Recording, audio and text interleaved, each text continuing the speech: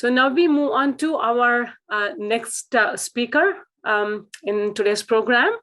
And it is a very timely topic. The next talk is on the impact of pandemic on product development and food safety. And the speaker is Craig Slaughter, who currently serves as the Director of Research and Development for Sigma Alimentos based in Phoenix, Arizona. Craig received his Bachelor of Science in Food Science and Human Nutrition with a minor in chemistry from the University of Illinois, Urbana-Champaign. After graduation, Craig went on to Kraft Foods and served as a scientist, senior scientist, and group manager, where he developed 15 new products that made it to the market and saved the company over $30 million during that time. Craig has a huge passion for developing people, which was just as important to him as the science, which is really important these days. Craig continued to work full-time and went to Purdue University, Krannert School of Business on the weekends to receive his MBA. In 2016, he took an opportunity with Tyson Foods as a senior scientist manager. While in this role, he took on a different industry and grew within the organization. Craig supported and launched products under the Hillshire Farms brand while continuing to execute saving projects. And after working in publicly traded companies, he chose to next take a position in the private sector with Sigma Foods. In his current role, he leads a group of scientists and engineers to reach yearly goals in revenue, earnings before interest, tax, and amortization, short form EBITDA, and innovation. So Craig, it's all yours, and thank you for being here with us today. Hey, no problem. I want to get the camera going and then get the presentation. Please share. Go from there.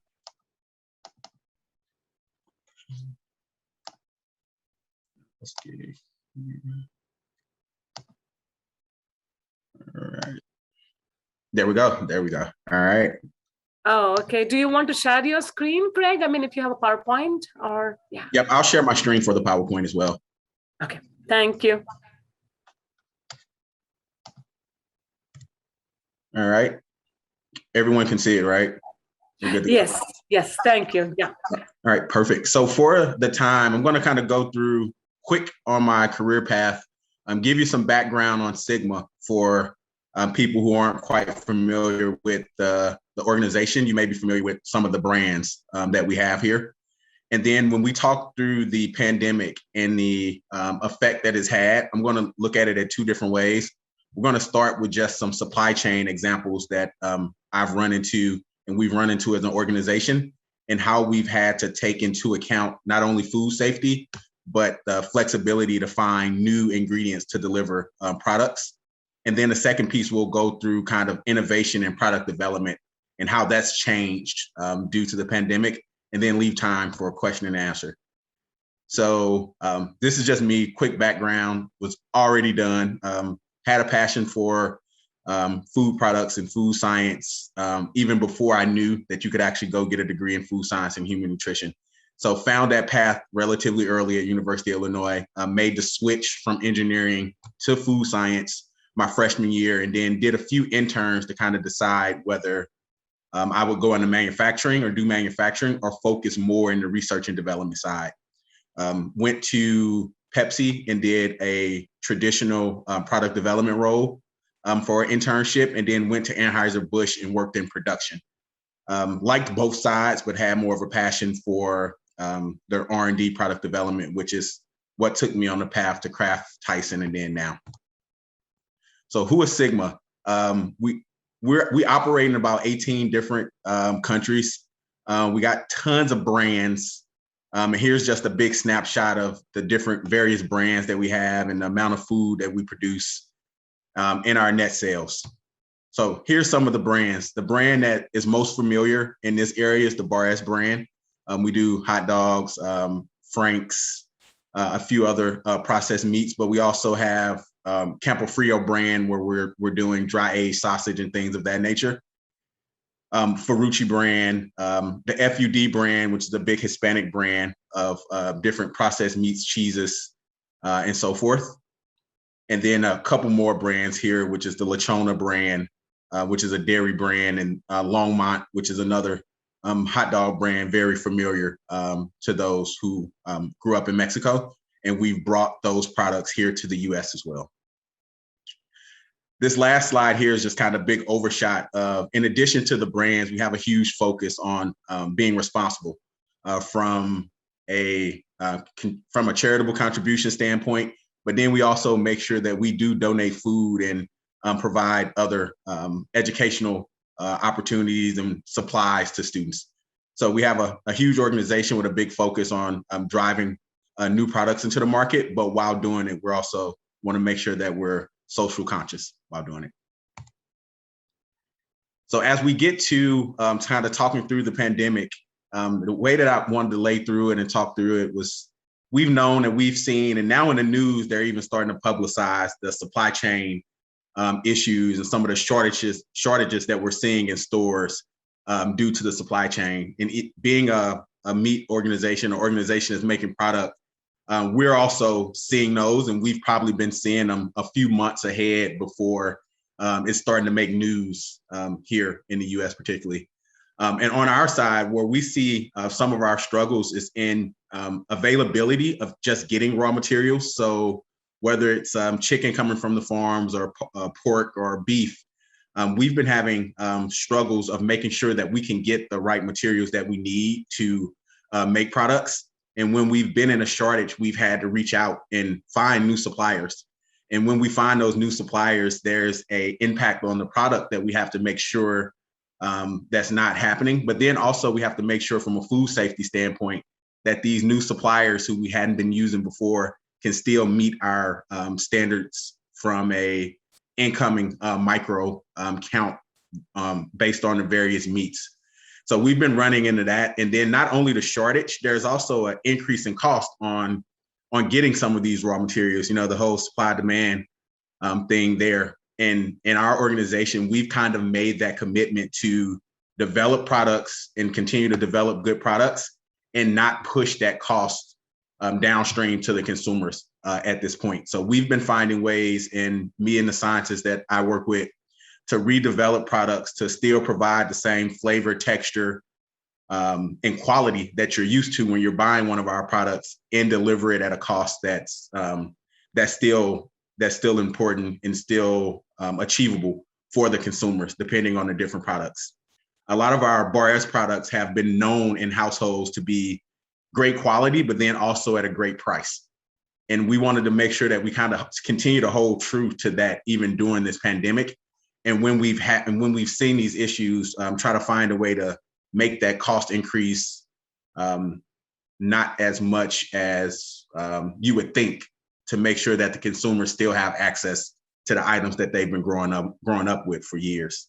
And exactly what does that mean from my day-to-day job is that we spend a lot of time looking at new materials, new mixing processes, new different ways that we can make and reinvent the same product, and coming up with solves to continue to keep product in the market, which is what we've been doing since the shortage. So that kind of lays out the raw material piece. And then we've just saw things that you take for granted that are always available. And in this environment, they're not. The big one, and one that was really funny to me, I was sitting on a meeting and we were working on a new project to develop a new product. And we had worked through a majority of the raw material situation and struggles. And then we got a new one coming in and say, hey, the packaging that you use, due to the pandemic, a plant had to shut down. And now there's a particular resin that you use to make the package, and not just you, but everyone in the industry. Now that resin is on the shortage. So now it'll take 3 to 4 months just to even get a package to then put the product in. So we're kind of learning along the way here, where it's completely new for me, where we're dealing with things that were assumed that you could get that you don't have. And then you still need to find a way to make products and come up with unique ways to still get the product out in the market, because the consumers want products and they need new products, which I'll talk more about after going through this. Another one was just a workforce shortage. It's just a change in environment, a change in comfort in our manufacturing facilities. we rely a lot on the workforce to get the products to the market. It's truly a team effort. You start with the product development, the food safety, but then you get to that manufacturing piece, and that's where the rubber hits the road, and you really need to make thousands of pounds of product an hour in order to feed the United States and the other countries that we service products. So as we've come into this workforce shortage, it's changed the way that from a developer standpoint, that we have to build timelines to get products done. And it is also starting to make us think through some of the ingredients that we typically would use in products because they were just an easier approach to get the product that you're looking for, that you may not want to use if it forces a person to be physically having to add that ingredient. Now you really start to think about the end of that development just due to a workforce shortage. And the last one that we kind of really had to go through was learning the process for emergency qualifications and really utilizing and leaning on the USDA to guide us and work with us through some of these, some of the struggles. Because if you don't know, when we make a lot of our meat and food products, we have to send out our formulations in the way that we're making the product to the USDA to get approval to then print our graphics and then make the product a certain way.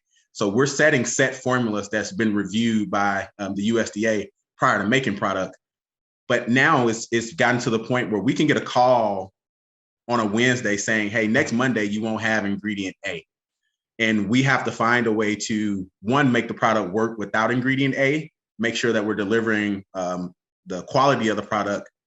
But then we also have to go to the USDA and say, hey, we know we got this formula and it's supposed to be ran this way, but due to the pandemic, there's an emergency shortage. And now we either have to formulate using less of it or using none of it. And then we have to prove to them that we've done our due diligence to, one, make sure the product still delivers on the consumer expectation of the package that's in the market, but then the food safety part. So we've been leaning a lot on the USDA regulations and the USDA group in DC to kind of work through some of these struggles and kind of prove it out. And we've done it across multiple SKUs to make sure that we can still get product to the shelf, but then make sure we're doing it in a way that the USDA approves it. So that's just one part of it. The other part of it is that from an innovation and product development standpoint, it's really exciting, even though we're struggling to deliver what we currently have on the market, right? Someone would probably say, why are you continuing to try to make new products when you're struggling and you have to go through all of these learnings for the products that you currently have? And the best answer is that the consumers want them. There's a consumer need and a consumer behavior for wanting these products now. Because as we've jumped through different process in life, whether it's a pandemic or economic depression, what we've learned and what I've learned since working in the food industry is that the consumer's behaviors change a lot. And what they needed prior to it may not be what they need while we're going through it. And they may want something different after. So from a developer standpoint, it's really exciting, even though you're fighting that struggle of getting ingredients, because there's consumers' needs that are changing. We went from being able to eat in restaurants and get all of these really, really great gastro ingredients and gastro materials and all of these beautiful restaurant meals to eating at home. But consumers still want to feel that kind of quality and that kind of new product feel, but they need to do it from home. So tons of companies have been coming up with different ways to kind of bring that restaurant experience home, and ways to develop products that will meet that need for that consumer. But then there's also other consumers that need a little more value now, even more than they did before, due to just the shift and change in jobs. So developing new products that can deliver flavor attributes at a good cost for consumers has come up in this climate too. So we've seen tons of different requests to work on new products and deliver new behaviors as the world has kind of slowed down for parents, whereas prior to this, everything was about being on the go. You want to make products that you can take on the go because parents and students and everyone was so busy. So seeing that come back to a different way of thinking and developing products that can deliver, it's a fun challenge, to be honest, even in this climate. And then from a developer standpoint, the way we've had to work has changed as well, just kind of due to the pandemic, right? We can't travel as much. So we're doing a lot more of learning formulas and doing formulations remote, and then working with someone that's based in the plant, whether it's manufacturing or an R&D person, to do a little more of that development and proving out concept from afar. So it's made my job less travel, but more uncomfortable because I'm not there every day being able to, or most days when we're running big tests, to kind of test product and touch, feel, and look at the process. It's come a lot more of building trust in the team that you're around to develop and deliver the formulations that you've created. So it really is kind of a change in the way we've done work. And I think there'll be tons of benefits that's come out of it, while we also work through when life gets back to our new normal, knock on wood, the way that we develop products and the time that we spend on developing these different products. All right, and then I know I was supposed to leave about 10 minutes for Q&A, so we're a little bit under. So I'll take some question and answer. And if we don't have a lot of questions, I can go back and kind of talk through additional products that we make and a little more of the science behind them. Thank you, Craig. That was a great presentation. And, you clearly listed some of the difficulties going on during the pandemic. So we do have one question from Dwayne Wolf. Can you describe in more detail how Sigma Alimentos does R&D? Where are the R&D people located? Where do your new product initiatives come from? Yeah, absolutely. So we have, the way we kind of do product development is we work with our marketing and consumer insights team. So they'll go out and fill the market to look for potential opportunities.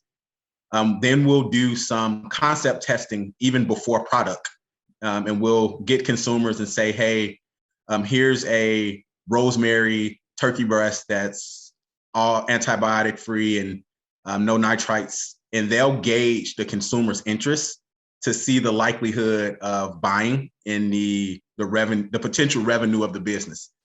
And if it meets that threshold, then that's when I'll get involved and work through feasibility and understanding exactly what the consumer wants delivered. So I'll work on the formulations and work on the flavor profiles to get the product to the point where we're ready to test it with consumers prior to launching. And we'll test that two different ways. We'll either do a central location test where we bring panelists in and they review multiple options of flavors of that product that we've made. And they give us their honest feedback on, hey, it should be firmer, it should have more of this flavor, it should have less of this. I'll take that feedback and I'll go back and redevelop again. And then we'll put it in the consumer's face one more time. And if we deliver on all of the flavor attributes and we hit all of their expectations, then I'll take that formula and work with the R&D team and the manufacturing team to produce bigger production. So initially we start small. We'll work in a pilot plant about 200-300 pounds to get product to taste. And once we get what I call that gold standard, we then find a way to make that product at 30,000 pounds an hour and deliver it the same way that we did when we were in the pilot plant making 250 pounds. So we'll do that and we'll go through all of the USDA approvals and get graphics. And then at that point, the product's ready to launch and it goes truly into the manufacturing side where they'll kind of own it with the sales team to make sure that we're getting product out as needed. And then I'll come back in from an R&D standpoint or the R&D team will come back in as needed if we run into any hiccups along the way. So that's typically the process that we use for product development. And that's the long one. There's some times where we get requests from particular customers that tell me exactly what they want made. And then that shrinks that process a little bit because we don't need to go test it with consumers. We're making it for, if Walmart comes and said they want a Chipotle cheese, I don't really need to test the consumer because Walmart has come and told us that they want it. So at that point, it's going into making it as quick as possible and getting Walmart's buy-in. They're now my customer. So I'll work with and make the product to make sure it meets their expectation, and then we'll get it launched. So it's kind of two different ways that we'll do product development. And then from an R&D standpoint, I'm based here in Phoenix, and we have a team of R&D scientists based in Oklahoma. We have a team of R&D scientists in Monterrey, Mexico, and we also have R&D in Virginia. And we have a few R&D people in Wisconsin as well. So we kind of strategically align our scientists. Our headquarters is in Monterrey, Mexico. So the bulk of our R&D team is there. And we have plants in Oklahoma. So we have R&D scientists in the Oklahoma area so that they're able to service those plants and work on new products. We have a plant in Virginia, so we have R&D scientists there as well. And we spread it up across the other European areas. So wherever we're operating, we typically have R&D scientists that are close to be able to work on the products that are in that region. So for me, I cover our retail business here in the United States. So I work a lot with all of the scientists that we have here, but then I also tap into our resources in Mexico because they have a lot more scientists, a lot more research scientists, and they help me with projects that we may not be able to get to just due to the amount of people we have here. So we kind of rotate our resources and we work really collaborative. So I'll learn trends of what's going on in other countries and see if there's things that we can apply here and vice versa. So we really kind of work as a collaborative team to get projects done based on the objectives that we're getting from our leadership team and then the projects that our marketing and consumer insights team are finding. Oh, thank you, Craig. We have a couple more questions. I think again, Dwayne is asking, what lines of products do you produce in Arizona? So in Arizona, we don't have any manufacturing facilities. Our U.S. corporate headquarters is just here in Phoenix. So a lot of the products that we produce here, our facilities are in Oklahoma. We use a lot of co-manufacturing opportunities. So other manufacturing places that make products to meet our specifications. We do that across different states. Illinois, we got some co-mans. Texas, we got a few. California. So we utilize the networks here. But as far as plants that we own, we have a dairy plant in Wisconsin. We have multiple meat processing facilities in Oklahoma. And we have our dry aged pepperoni, salami, prosciutto plant in Richmond, Virginia. Thank you. And the next question, I think there are a couple more, and I think we can go through them because it's time for break. But I'll cut the break short. That's fine. So, question from Madison Goforth: what happens when you cannot fulfill the requests that people gave when testing the product?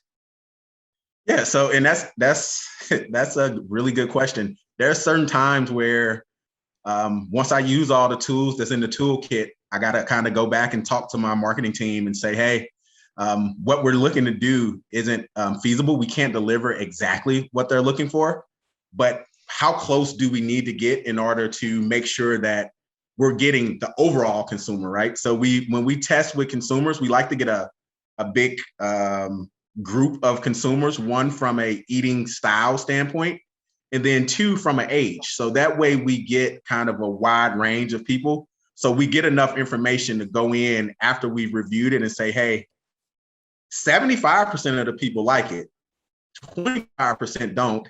Do we want to continue to try to develop to get that percentage higher? Or do we want to take the product as is and try to meet that market, knowing that we'll be able to get it to the market faster? Because the downside is every time I have to go back and do development, someone else could beat us to the market with the product. So it's truly a balancing act, and we do it as a team. We get our marketing team in and we get our leadership team in and say, hey, we showed this product. This is the kind of top 2 box scoring that we've gotten. Is this acceptable enough for us to move forward now? Or do you want us to go back and continue to redevelop until we get to a higher level and then launch it? And in my career, I've done both. I've had some where we look and we say, hey, this is as good as we're going to get in order to have it in the store by January. Let's launch it, continue to learn, and we can always adjust along the way.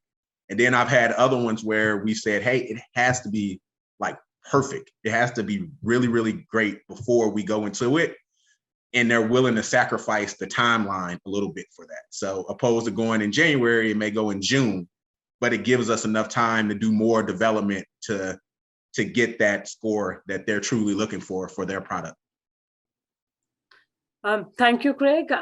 Next question is from Netsine Steckless. Is there any thinking about using insect protein to satisfy the reliability of products? It can be produced without relying on climate. What was the name of the protein again? Insect protein. Insect protein. Yeah, so we got two different businesses that we look at. We have the business that I'm working on, and then we also have kind of an incubator program where we look at other styles of products and companies that are looking to grow in insect proteins and different kinds of proteins. And we just kind of evaluate the benefit of it, but then also the acceptance of it into the market. And we have a director of a different group that's not related to mine that kind of gets all of that information from those different incubators and different ingredient qualifications that we could look at and say, hey, it's stable first, because that's a big thing, right? It needs to be stable. And in the business that we're in, we're making millions. We're trying to make millions of pounds of product. So the stability of the industry has to be there before we jump right into it. But to this point, we're looking in the non-meat proteins. We got a group that we call our green team that is focused on vegan. So we're trying to do vegan products across the board.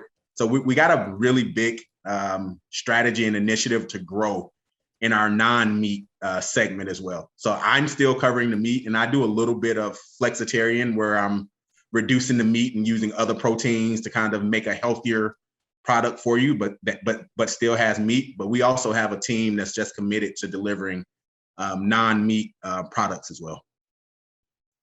And that's across hot dogs, snacks, all the way across the gamut. Thank you so much, Craig. A comment from Dwayne Wolf.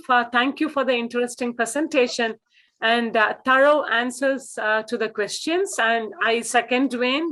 Thank you so much, Craig. Very informative and a lot of interest, as you can see from the questions, and very thorough answers. Thank you so much. No worries. I appreciate it. Anytime you need me to talk through, or if you want to learn more about Sigma or product development or quality versus product development as you're making the decision after college, let me know. Yeah, because it was a struggle for me to figure out which one I wanted to do. And that was why I did the internships prior, so I could kind of understand the day-to-day life of each one and then use that to make the decision. And I know every time that's not an option, so get as many opinions on it as possible. Okay. Thank you. Thank you so much, Craig.